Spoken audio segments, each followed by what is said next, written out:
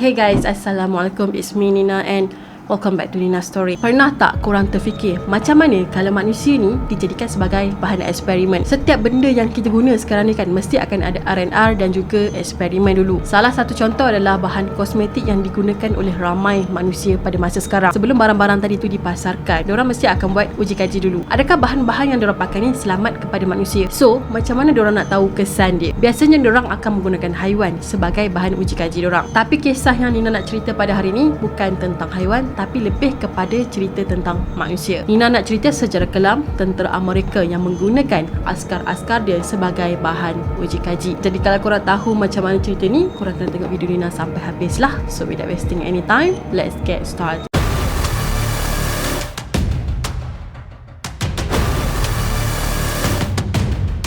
Jadi di antara tahun 1948 hinggalah 1975, tentera Amerika telah menguji senjata kimia, contohnya macam gas mustard dan juga LCD kepada askar-askar diorang yang berada di Maryland. Eksperimen yang diorang buat ni dikenali sebagai eksperimen Edgewood sebabnya berdasarkan tempat yang diorang buat eksperimen lah, iaitu berada di Edgewood Arsenal. Gas sarin yang diorang gunakan ni sangat-sangatlah berbahaya dan boleh membunuh manusia dalam hanya beberapa minit je. Selain gas sarin ni kan, diorang juga telah menggunakan gas kimia yang lain sebagai bahan utama dalam peperangan. Dalam sepanjang tempoh yang Nina sebutkan tadi tu kan, seramai 7,000 askar darat telah terdedah kepada gas tadi. Diorang terpaksa menjalani ujian gas pemedih mata dan juga memakan ubat yang berbahaya yang diorang tak tahu apa kandungan dalam tu. Maksudnya diorang sendiri tak tahu apa yang akan terjadi kepada diorang selepas diorang makan ubat-ubat tadi. Yelah, ubat tu kan baru dicipta, jadi saintis ni tak tahu macam mana keadaan manusia ataupun keadaan tubuh badan seseorang tu selepas bahan-bahan tadi dimasukkan ke dalam badan diorang. Kebanyakan askar yang menjalani eksperimen tadi ni sebenarnya bukanlah kerelaan diorang sendiri. Dikatakan diorang ni sebenarnya telah ditawarkan untuk join satu program. So diorang diberitahu program ni sebenarnya memberikan manfaat kepada negara lah. Tapi askar-askar ataupun sukarelawan yang daftar ni, diorang kata diorang tak tahu secara details tentang program yang diorang daftar tu. Diorang cuma diberitahu yang diorang ni hanya akan menguji peralatan tentera je. Bila diorang dah sampai dekat tempat yang telah ditetapkan, tiba-tiba diorang ni dipaksa ataupun disuruh makan ubat. Ubat apa yang diorang makan tu pula diorang memang tak tahu sebab memang tak dijelaskan. Bukan tu je tahu, diorang juga telah dipaksa melakukan sesuatu yang diorang sendiri tak nak. Kalau diorang ni refuse, tolak, tak nak makan ubat-ubat tadi ataupun menjalani eksperimen ni kan, diorang akan diugut oleh mahkamah tentera sebab tak nak ambil bahagian. So kemungkinan diorang ni mungkin akan dilucutkan daripada menjadi tentera ke apa tu, ini dah tak pastilah. Sebenarnya pihak tentera US ni nak menggunakan askar-askar dia ni sebagai bahan uji kaji, tapi askar-askar dia tak tahu. Tapi diorang cakap program ni sangat penting dan demi keselamatan negara. Pada masa yang sama, pihak tentera US ni nak askar-askar dia tahu bahan kimia mana yang berbahaya untuk diorang ni. Dan diorang juga telah mencipta senjata kimia supaya askar-askar diorang ni boleh guna semasa berperang nanti. So selama 2 dekad, tentera darat US ni telah melakukan eksperimen ke atas askar sukarelawan. Tempoh tu bukan sikit, sebab itulah seramai 7,000 orang askar telah terlibat dalam program ni. Diorang juga telah meyakinkan askar-askar diorang yang diorang ni sebenarnya telah bekerjasama dengan bekas saintis Nazi untuk menjayakan eksperimen ni. So diorang tak perlu risau, kononnya macam tu lah. So untuk membuatkan askar-askar sukarelawan ni join program diorang, tak bantah cakap diorang dan ikut diorang. So saintis diorang ni mengatakan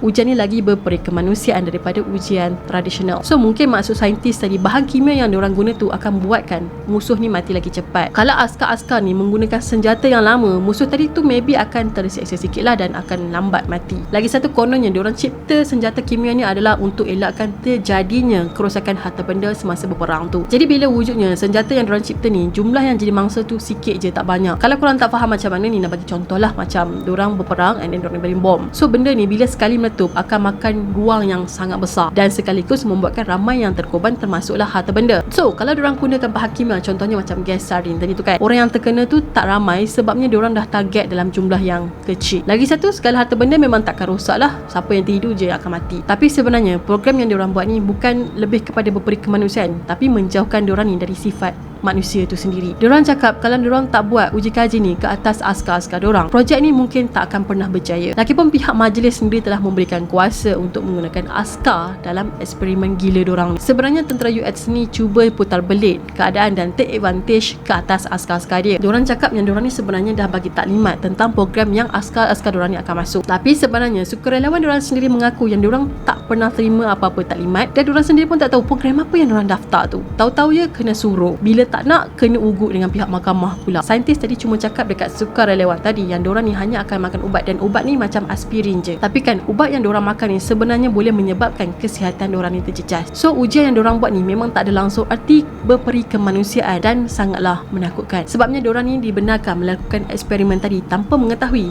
asbab yang akan datang. Antara kesan-kesan yang terjadi kepada sukarelawan tadi adalah macam diorang ni terkena sawan, panik, migrain, berhalusinasi, berkecelaruan, kemurungan yang melampau, putus asa dan boleh cenderung kepada bunuh diri. Selain tu, ubat-ubat yang diorang ni makan bukan membuatkan diorang ni semakin sihat, semakin kuat, tapi membuatkan diorang ni semakin lemah. Diorang ni berubah menjadi takut dan lemah sebab dalam badan diorang ni ada toksin yang sangat berbahaya, contohnya macam gas sarin tadi. Selain tu, dikatakan askar sukarelawan tadi susah nak ikut arahan yang diberikan. Saintis ni juga telah memberikan diorang ni dos-dos yang berbahaya, contohnya macam LCD dan PCP untuk menguji reaksi diorang ni. Maksudnya apa tindak balas badan diorang kepada ubat yang diorang makan tadi. Kesannya ada askar yang cuba mencederakan diri, ada yang menjadi buta dan berhalusinasi selama beberapa hari. Bukan tu je, ada juga yang telah dimasukkan ke hospital selama berminggu-minggu sebab diorang ni telah menjadi paranoid, even dos dalam badan diorang telah pun berkurang. So bahan kimia yang paling berbahaya tentera US ni pernah eksperimen adalah gas sarin tadi. Dalam setahun diorang eksperimen dengan gas tadi tu kan, seramai 7 orang juruteknik telah dibawa ke hospital. Dikatakan diorang ni telah terdedah tanpa sengaja, mungkin diorang ni tak pakai suit khas ke atau apa-apalah. Diorang boleh terdedah dengan gas sarin tadi sebabnya diorang nak pergi buang bangkai burung yang terletak di saluran asap. Saluran asap tadi tu adalah gas-gas sarin yang telah dilepaskan ke udara. Jadi bila ada burung yang lalu dekat area situ, diorang terhidu, terus jatuh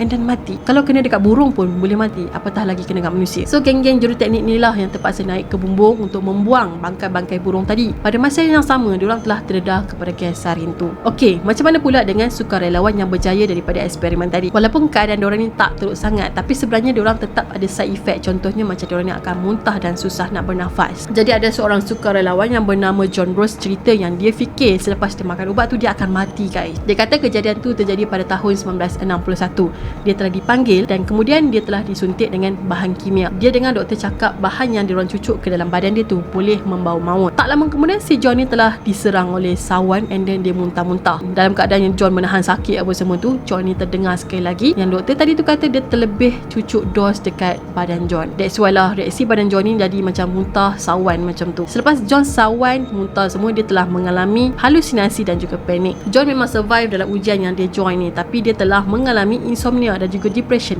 sepanjang hayat dia. Pada tahun 1975, program Edgewood ni telah ditamatkan selepas ada penyiasatan yang mendedahkan program ni lebih kepada memaksa dan ada banyak kegagalan yang menyedihkan askar-askar diorang ni telah terkesan sepanjang hayat diorang. Ramai di antara diorang ni yang mengalami gangguan saraf dan juga mengalami kemurungan. Pada tahun 2009, sukarelawan yang masih lagi hidup ni kan telah filekan saman kepada tentera US dan diorang nak tahu ubat apa yang diorang makan semasa ujian dulu ni. Diorang nak tentera US ni transparent, beritahu apa yang diorang makan dan tak perlu rahsia benda-benda macam ni sebab benda ni melibatkan kesihatan diorang. Pada tahun 2013, kes ni telah menang dan telah memihak kepada mangsa-mangsa tadi. Kemudian pada tahun 2015 pula, mahkamah telah menetapkan tentera US kena menyediakan rawatan perubatan kepada tentera veteran yang telah menjadi mangsa dalam program eksperimen di Edgewood dulu. Bila baca cerita macam ni kan, Nina rasa macam agak menakutkan sebab diorang berani menggunakan manusia sebagai bahan uji kaji diorang. Lepas tu askar-askar yang terlibat tu pula bukannya seorang dua, tapi melibatkan seramai 7,000 orang. Korang bayangkan seramai 7,000 orang tu dah berapa ramai yang mati disebabkan eksperimen tadi. So Nina rasa itu sajalah perkongsian Nina untuk hari ni. Nina minta maaf kalau korang dengar suara Nina macam sengau-sengau sikit sebabnya Nina tak berapa sihat sangat, tapi Nina cuba yang terbaik untuk sampaikan cerita ni kepada korang. Kepada korang yang belum lagi subscribe channel Nina, korang boleh subscribe di bawah dan turn on notification supaya korang tak terlepas dengan video-video yang baru Nina akan upload pada masa yang akan datang. Dan jangan lupa juga untuk follow Nina di TikTok dan juga Instagram. Kita akan jumpa lagi in next video. Bye bye. Assalamualaikum.